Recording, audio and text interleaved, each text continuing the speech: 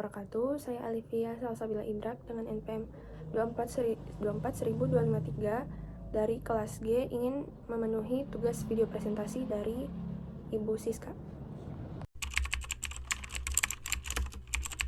Undang-Undang Nomor 5 Tahun 1960 tentang Peraturan Dasar Pokok Agraria memiliki pengaruh yang cukup signifikan terhadap buku kedua Kitab Undang-Undang Hukum Perdata, khususnya dalam hal pengaturan kebendaan. Undang-Undang Pokok Agraria menghapus ketentuan-ketentuan yang ada dalam buku 2 KUH Perdata yang terkait dengan bumi, air, dan kekayaan alam yang sebelumnya diatur dalam sistem kolonial. Dengan diberlakukannya Undang-Undang Pokok Agraria, Indonesia mengalami unifikasi hukum agraria yang menggabungkan berbagai pengaturan yang dulunya terpisah antara hukum adat dengan hukum perdata Belanda. Sistematika hukum benda dalam hukum perdata Indonesia merujuk pada pengaturan mengenai benda sebagai objek hak milik, sesuai dengan ketentuan yang terdapat dalam Kitab Undang-Undang Hukum Perdata. Hukum benda ini bersifat tertutup, yang berarti bahwa setiap individu tidak diperbolehkan atau tidak diperkenankan untuk menciptakan hak kebendaan baru di luar ketentuan yang telah diatur dalam undang-undang. Yang ketiga, ada pengertian benda. Dalam ranah hukum perdata, benda itu merujuk pada segala sesuatu yang dapat menjadi objek hak milik.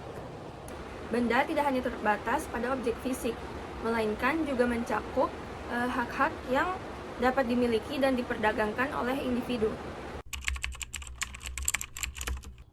Pembagian utama dalam hukum benda ada pembagian benda bergerak dan tidak bergerak. Yang kedua juga ada pembagian benda yang berwujud dan tidak berwujud. Benda bergerak adalah benda yang dapat dipindahkan, baik karena sifatnya seperti kendaraan maupun karena ketentuan atau peraturan dalam undang-undang, seperti saham.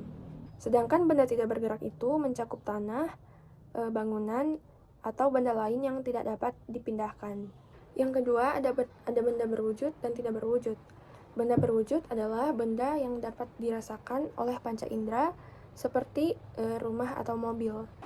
Lalu benda tidak berwujud mencakup hak-hak seperti hak cipta atau hak piutang.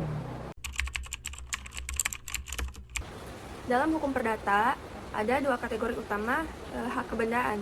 Yang pertama ada hak yang dapat memberikan kenikmatan, dan yang kedua ada hak yang dapat memberikan jaminan.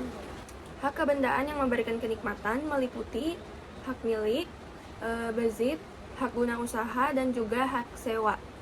Hak kebendaan yang memberikan jaminan meliputi gadai, fidusia, hak tanggungan, serta hipotek. Selanjutnya ada bezit. Bezit dalam hukum perdata merujuk pada kondisi di mana seseorang itu memiliki penguasaan atau kepemilikan terhadap suatu benda, seolah-olah benda tersebut adalah benda miliknya. Lalu selanjutnya dalam konteks ini, individu yang menguasai benda tersebut disebut sebagai beziter.